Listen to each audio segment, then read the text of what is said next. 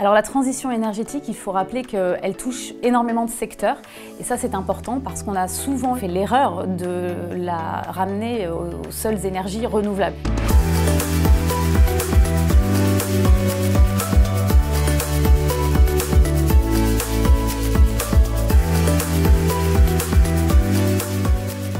Alors bien sûr, c'est une partie de la réponse qui a d'ailleurs beaucoup souffert lorsqu'on regarde ces entreprises. L'année 2022 a été compliquée, ce sont des actifs à duration longue, les taux ont monté, on le savait, et donc elles ont souffert pour la plupart d'entre elles. La transition énergétique, c'est également l'efficacité énergétique qu'on va retrouver dans beaucoup de domaines.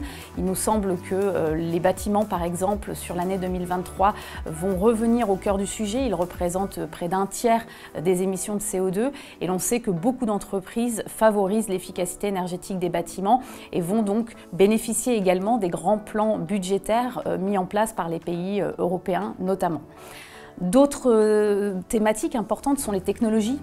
Les technologies sont au cœur du sujet de la transition énergétique et il va falloir les aborder également à travers l'extraction qui est encore un thème compliqué, notamment du fait de la manière dont les minerais et les métaux sont extraits, mais ils sont indispensables à cette transition. On va être vigilant à cette partie-là, mais également tous les produits dérivés et notamment les semi-conducteurs. C'est un thème qui rentre parfaitement dans cette transition et que l'on regardera avec attention. Et enfin, dernier aspect, je pense que tout le monde a entendu parler du revirement très important en Europe du moteur thermique pour la mobilité.